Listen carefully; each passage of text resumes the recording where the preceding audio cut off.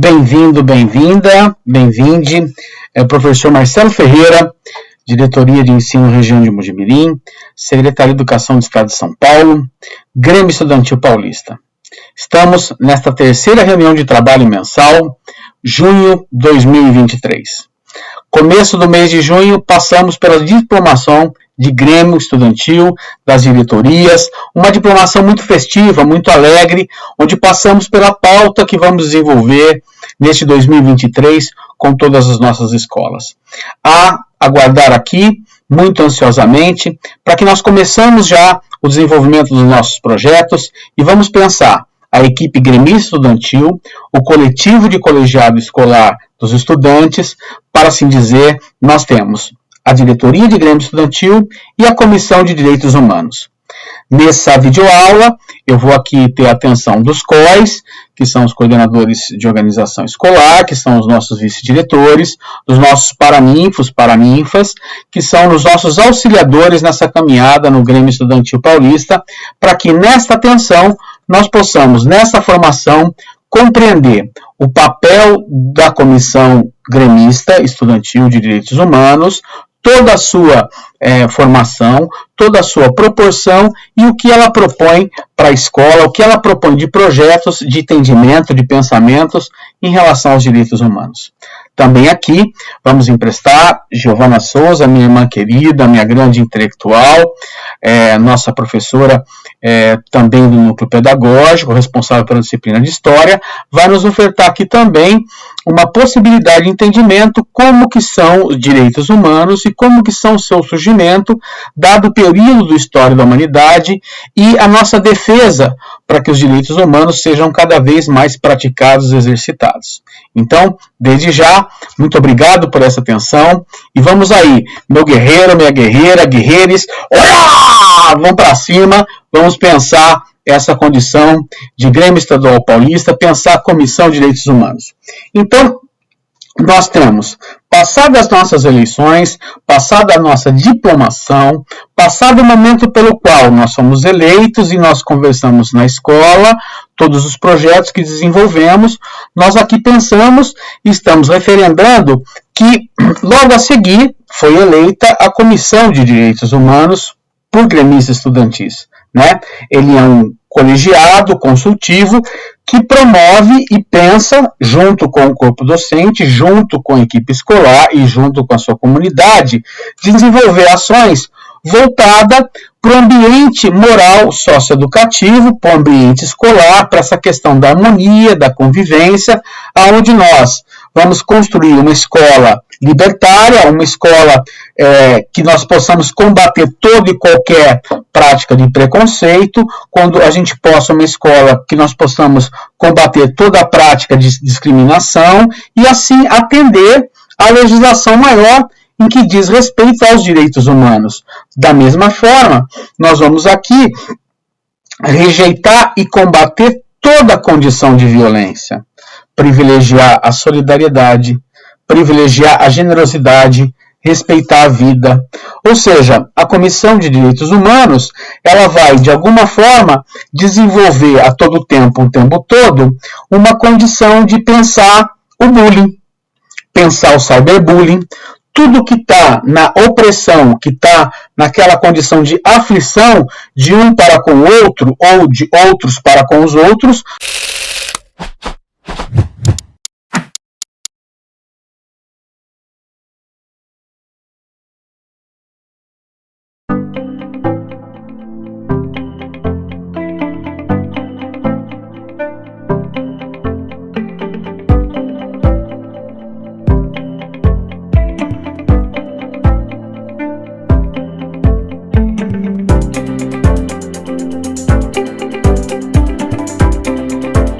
Até aqui, muito manso, nós falamos da Comissão de Direitos Humanos. Essa comissão gremista, ela tem uma função, ela tem uma oportunidade e ela tem uma condição de ser na sua existência. Então,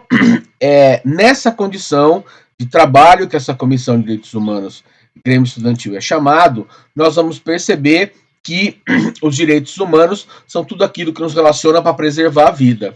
E entendendo disso, a concepção de educação na saúde, na alimentação, né, na questão da liberdade religiosa, na questão da inclusão social, na igualdade de raça, na orientação sexual, na moradia, no saneamento básico, ou seja, na segurança, em relação a todas aquelas condições que nos alicerça a vida em sociedade. Então, até aqui, usando um pouco dessa condição de espelhar e pensar os direitos humanos para emprestar um pouco da nossa sabedoria em relação aos trabalhos que têm que ser desenvolvidos por essa comissão para pensar os temas lá na escola, lá com os projetos escolares, com a comunidade escolar e com os coletivos escolares. Até aqui é muito tranquilo e passo aqui a palavra para uma outra oportunidade que também vai ser trabalho de todos nós, gremistas estudantis e Comissão de Direitos Humanos. Nós vamos falar agora de uma condição que é a autodeclaração estudantil, que está na educação das relações étnico-raciais. O que é isso, professor Marcelo? Olha, nós temos assim marcos legais que garante que esses direitos humanos sejam condição das nossas leis brasileiras e também, quiçá, nas leis dos mundos. Pensamos assim, que nós temos uma portaria do MEC 316, de abril de 2007, uma portaria normativa 21, de agosto de 2013, e nós temos uma resolução primeira de janeiro de 2018. Ou seja, essa condição de pauta identitária, pensar que nós temos que, na autodeclaração, nos observar enquanto estabelecimento de branco, preto, pardo, amarelo ou indígena ou não declarada, é uma condição que nós, alunos, devemos nos obrigar para poder estar em consonância com a regulamentação da lei maior, que é a Constituição Federal, e desses marcos legais que dizem respeito de políticas sociais que possam, sim, fomentar o reconhecimento identitário, ter um protocolo lá na matrícula estudantil e, ao longo do ano letivo, trabalhar o seu contexto para que nós possamos observar que um registro nos permite trabalhar todo e qualquer tipo de adversidade, todo e qualquer tipo de contrariedade com esse tema. Que importância que eu estou falando, que importância de diversidade, de contrariedade nós temos que combater. Quando nós falamos de pauta identitária, nós queremos falar de políticas de formas positivas, que vá combater fortemente todo o racismo, que vá combater fortemente o preconceito. Ou seja, nós todos, gremistas estudantis, Comissão de Direitos Humanos, preservação da vida, preservação dos direitos humanos, olhar para a pauta identitária. Cada um tem a sua identidade e assim se revela na forma de uma lei que assim o garante. Então, agora nós teremos um momento que vamos fazer essa autodeclaração no sistema, onde nós teremos os profissionais da escola que vão nos auxiliar, né, o gerente de organização escolar, a direção escolar como um todo e a direção pedagógica, e precisamente aqui nós estamos com as equipes escolares dizendo que essa declaração estudantil coloca nós, em relação à diversidade étnica e racial, o direito do campo da equidade, ou seja, a implementação de política pública de caráter universal, onde o debate da ética, da ampliação de políticas, ou seja, voltadas para a justiça social, a necessidade dessas políticas afirmativas se faz para ontem. E é por isso aqui que o Grêmio Estudantil trabalha também grandiosamente para que a escola leve essa pauta identitária, leve essa pauta de combate a todo o racismo estrutural, sistêmico, toda forma de preconceito. Para que o combate seja mais efetivo, nós vamos ter agora uma respeitabilidade da legislação se declarando num embasamento maior para poder ter um registro sobre a nossa pauta de identidade. Então, pensamos assim, que todas essas condicionantes nos permitem, né, obtermos de nós, sujeitos, um campo de referência, né, o que é fundamental para a gente poder nos respeitar e também nos compreender. Então, de antemão aqui também, né, eu quero entender que todos nós vamos debater e pensar agora, junho de 2023, precisamente semana até 22 de junho de 2023. Vamos tentar, né, produzir tudo aquilo que nós queremos de compreender o que é direitos humanos, o que é a Comissão de Direitos Humanos trabalha, como são os temas pelo qual elas trabalham, que eu tratei no bloco anterior, e agora venho tratando dos protocolos em relação às pautas identitárias. O que é fundamental para nós é compreender que essa manifestação chegará até nós pelas informações para justamente nessa problematização nós nos percebemos as políticas em relação ao combate da desigualdade social através da intervenção, e o Grêmio Estudantil é a melhor forma de realizar essa pauta, né? Saber quem somos, onde estamos, é a melhor oportunidade, inclusive, de nos respeitar e respeitar toda a diversidade, respeitar toda e qualquer manifestação, para que nós possamos dizer que o meu eu e o nosso eu se encontram na respeitabilidade. Isso é o ético, né? Lembrando aqui, como um professor também, um pensador aí de filosofia. Então, só para a gente poder fechar essa questão da pauta identitária, que foi uma pauta que foi nos trazida pelo SINC, né? Só para poder deixar claro para todos nós aqui, o Centro de Inclusão Educacional é uma pasta dentro da Secretaria, ou seja, é um setor dentro da Secretaria da Educação do Estado de São Paulo, que nos traz, sim, essa condição de saber que agora, nesse momento, vai nos colaborar a gente apresentar os dados, analisar esses dados e dar sua importância através das pautas que nós queremos desenvolver dentro da escola. Então, até aqui, muito manso, muito tranquilo, aprendemos a todo tempo, o tempo todo, né? Olhando para Grêmio Estudantil, um colegiado escolar que foi chamado através dos seus propósitos na eleição, diplomação, gremistas estudantis. Logo em seguida, nós tivemos a eleição em relação às diretorias Comissão de Direitos Humanos, e agora apresentando, sim, o que nós já sabemos, o que trata a Comissão de Direitos Humanos, o que são os projetos pelos quais o Grêmio Estudantil vai desenvolver. Então, eu vou emprestar a minha inteligência novamente, a minha reverência a Giovana Souza, a minha irmã querida, que é a nossa responsável aqui no Núcleo Pedagógico pela disciplina de História, grandiosamente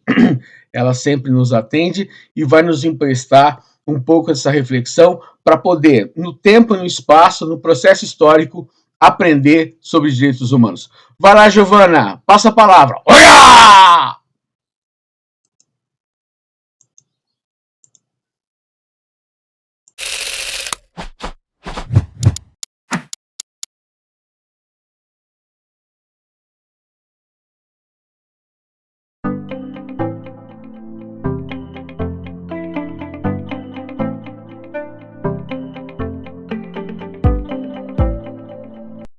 Hoje quero convidá-los a refletir um pouco sobre a questão dos direitos humanos, assunto prioritário, assunto essencial, sob a perspectiva daquilo que nos compete como processo autoformativo, mas também como possibilidade de intervenção e de colaboração pedagógica. Principalmente num período em que, decorridos tantos anos, tantas discussões, tantas normativas vinculadas aos direitos humanos, ainda persistem e até são agravadas determinadas contradições na nossa sociedade, um sinal claro de desrespeito ao direito humano básico, de ter condições de moradia, condições de educação, condições de equidade econômica, equidade política. E não falo isso num campo local, numa perspectiva pensando só no âmbito nacional, mas pensando no âmbito global. São várias barbáries que são cometidas e são presenciadas e são vivenciadas na nossa sociedade, E nos compete, numa perspectiva de formadores de uma geração, pensar em possibilidades interventivas para que a situação não acabe incorrendo em uma calamidade, né? E eu não estou nem sendo apocalíptica por usar esse termo, mas discrepâncias, distorções extremas vão levar a uma situação em que a sociedade pode entrar num colapso. Isso se configura em determinados locais. A gente já consegue visualizar isso de forma regional, mas não crescendo numa sociedade que hoje questiona o seu modelo econômico, uma sociedade que se questiona quanto ao seu modus operandi, é um momento de reflexão realmente, né, e de uma ruptura possível para criar ações que sejam benéficas a uma geração que está se formando aí. A discussão sobre direitos humanos é muito interessante a gente ter essa perspectiva.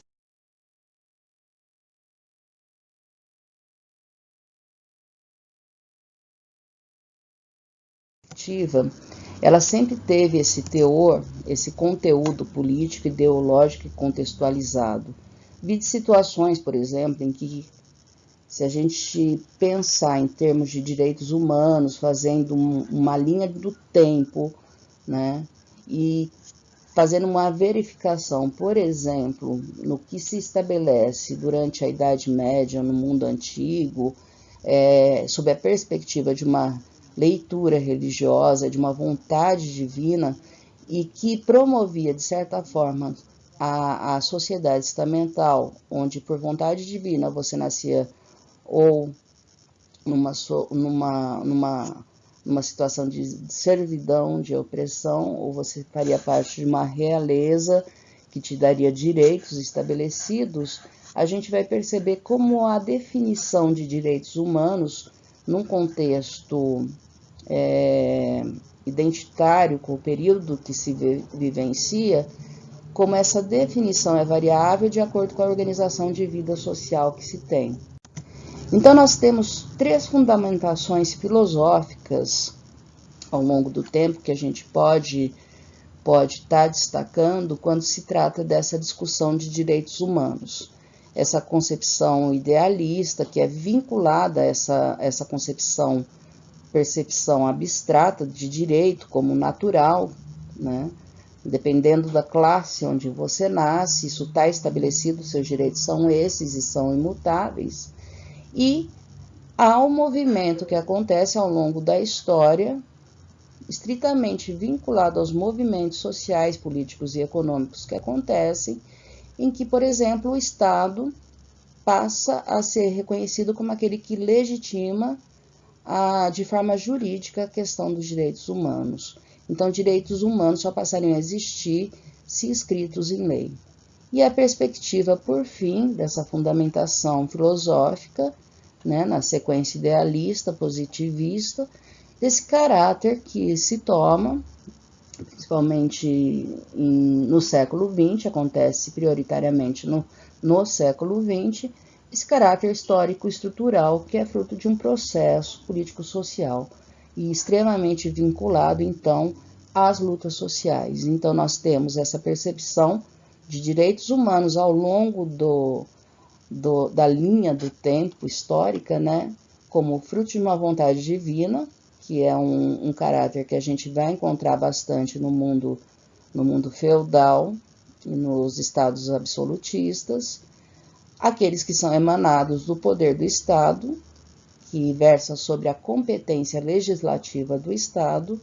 e como expressão de uma conquista social.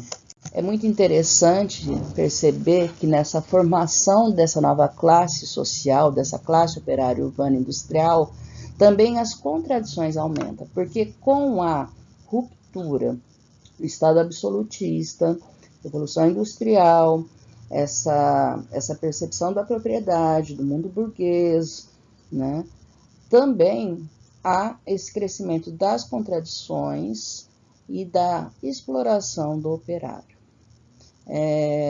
As condições de trabalho, que eram insalubres, que eram insanas, dentro dessa formação dessa classe social inicial, essa classe operária urbana industrial, horas, 12, 18 horas de trabalho, salários ridículos, exploração de trabalho infantil, todo esse repertório que se tem nessa discussão, ela traz essa contradição. Existem direitos humanos, mas se aqueles direitos humanos anteriormente entendidos a uma classe social real, a uma nobreza, depois frutos de construção da concepção de propriedade vinculada à burguesia, nós temos esse movimento em que a classe operária passa a fazer uma crítica social do enunciado individualista, então, que se tem quando da discussão dos direitos humanos. Então, há uma busca de um caráter universal e uma real efetivação desses direitos enunciados, exigindo-se daí a presença efetiva do Estado,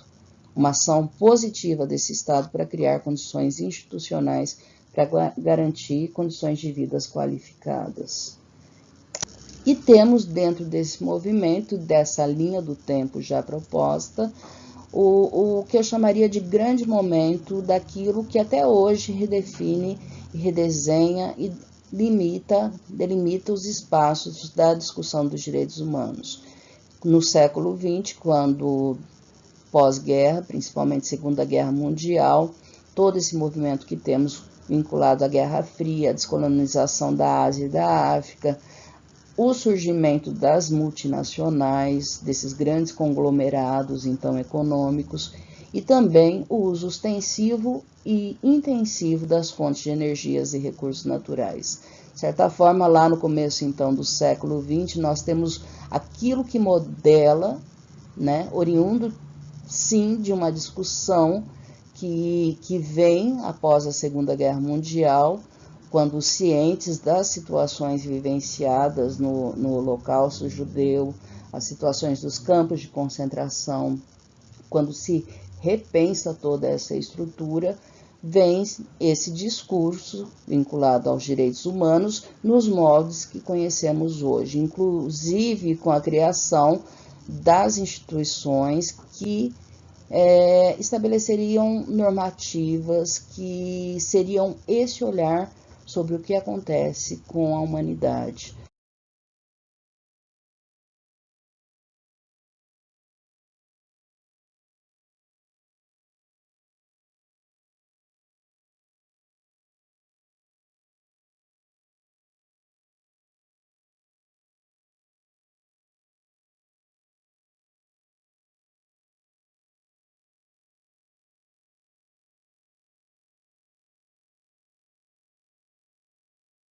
Então,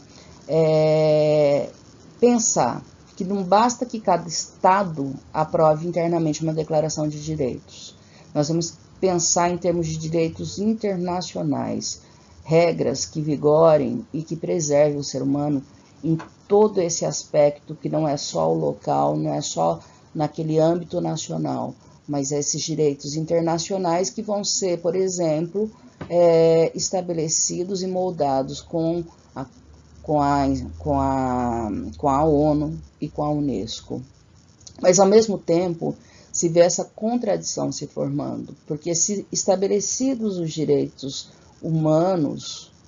nós também pensamos que esses órgãos não têm poder deliberativo ou poder coercitivo, que é uma capacidade de exigibilidade sobre as ações violadoras de um Estado. Então, hoje o que se tem em discussão, então uma discussão oriunda de mais de 80 anos, como se promove esse processo de universalização dos mecanismos de proteção dos direitos humanos. Nessa linha, a gente tem várias características que têm que ser pensadas e preservadas, linhas básicas que estruturam qualquer discussão inicial sobre direitos humanos. pensando em termos de dignidade de todas as pessoas, que eles são universais, eles são válidos para qualquer pessoa, independente de situação religiosa, de classe social, de raça, enfim,